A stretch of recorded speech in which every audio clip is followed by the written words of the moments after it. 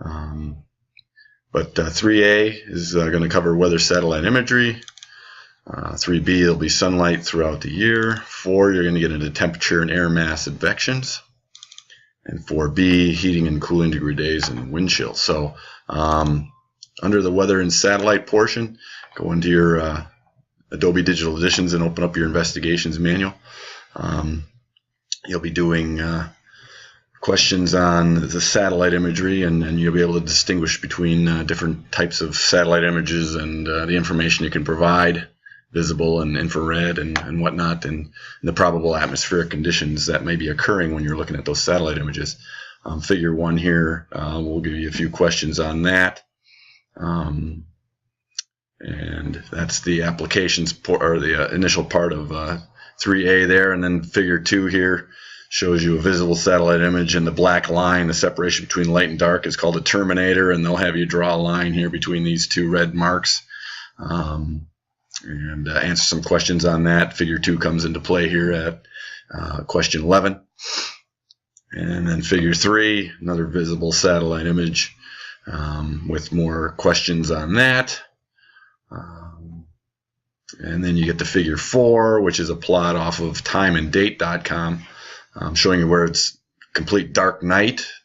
Here's the moon and the white dot. The sun is in the yellow. And they have you go to timeanddate.com. And when you're on that website, you can actually see a plot of that image and see what's currently going on. The sun right now, well, it's later in the night here, but the moon and then darkness is all across the United States here now. And then the sun's over here, and you can see exactly where the sun is over that spot on the earth right now. So that's available under sun and moon and day and night map on that page when you go to that link.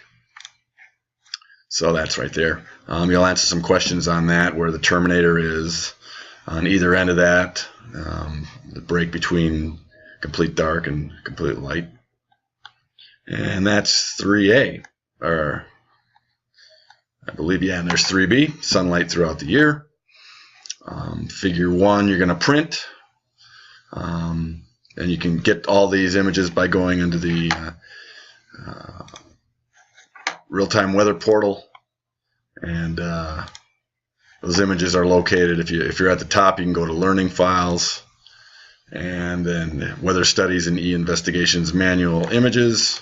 And all of your images are there. So you'll click 3B, number 1, and print that and analyze that. So you're going to be basically connecting the dots here. You'll analyze the flow of the sun through the sky, average daily sunshine here on the left in hours, and then the month of the year. So the blue line will be at the top of the Earth, or at the North Pole, NP. And then mid-latitude, ML, will be in the green lines. And then at the equator, this is how much the time changes in sunlight along the equator. So you'll print that and analyze that. Not too hard. But just remember, all of your images are available there for printing whenever you do need those. All right, and then you'll answer some questions on that. Here's the image. And then there's another couple of images here on figure 2 of how the sun flows through the sky various times of the year: June, September, December. A is going to be for at the equator. B is for the northern hemisphere mid-latitudes. And then at the pole, sometimes the sun is completely below the horizon. There's complete darkness. And December at the North Pole. And in the middle of the summer, there's complete sunlight all the time. The sun never sets. So really interesting if you're at the poles. But answer some questions on those. And then you'll get into the applications portions here, where we're talking some more figures. Satellite images will be 4, 5, and 6, and you'll see a terminator here, and it'll show you where the satellite is in reference to how this image is being taken. But sunset line there at solstice, and then the midsummer solstice there. So answer those questions. If you have anything you need to ask me, obviously do that at any point, text or email. Then we move on to 4. Chapter 4. So there's quite a bit of questions there in 3, A and B. 4 will be dealing with temperature and air mass advection. You're going to be drawing some isotherms. Instead of connecting the isobars or creating isobars with pressure lines, you're going to be doing isotherms with temperature lines. So read these A through G about how to draw those, and then figure 1, you're going to print a copy of that. It already has a 40-degree line and a 50-degree line, which and the same pattern is going to go. You're going to draw a 60-degree line, follow where the 60 degrees might be on the map, and follow it, then 70, and then 80. So, and then you'll answer some questions about those isotherms. But print that and answer those questions. Here's another one. You don't have to print this, but you can see the lines of constant temperature there, 60, 50, and 70.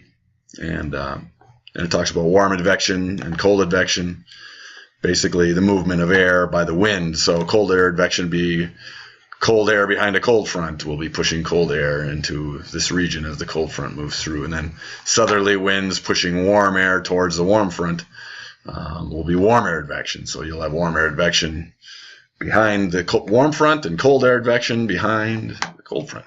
So anyway, analyze that and see how those questions fall out. Then under the applications, you'll be dealing with figure 3. And remember that the lines on here are temperature, not pressure. So you're not looking at the pressure lines around these highs and lows. You're actually looking at temperature breakdown, showing you frontal boundaries and the temperatures that are analyzed around there. So keep that in mind. And then figure 4 is another one of temperature analyzed with frontal boundaries as well. So look through those and answer those questions. And then you go on to 4B. Heating and cooling degree days and wind chill. Print a copy of figure 1 here, and you're going to analyze that map. This is the average total annual heating degree days. So it'll tell you what you need to draw there. Determine a pattern of degree days accumulated by drawing on the map contour lines representing 2,000, 4,000, 6,000, 8,000, and 10,000 heating degree days. So you look for those numbers, 2,000, find 2,000 and draw a constant line of constant 2,000 number across the country. And same thing with 4,000, 6,000, 8,000, and 10,000. So draw those on there and then analyze that. It'll look similar to what you're going to see in figure 2 here. Not exactly like that, but this is just an example of following lines of constant number across the country based on the plots there. And then figure 3, already analyzed for you, so you just have to answer some questions on that. And figure 4 is a wind chill chart, and you'll have some questions on that. Move on to the applications. High and low temperature for a day at any particular point. Just analyze that visually and answer the questions. And that's pretty much it. There's a page here on a daily weather map that you can go to for the last portion of that applications section. And that would be under here in the daily weather map. If you clicked on that link and then you click on the daily weather map, you can go way back in time if you want. Select a date. But this is the daily weather map of what's going on right now. And you look at that for that last question on that Adobe Digital Edition number 21. So a lot of work. Hopefully you guys are able to get that in under this short week. But let me know at all if you have any questions anytime. Please don't hesitate to contact me.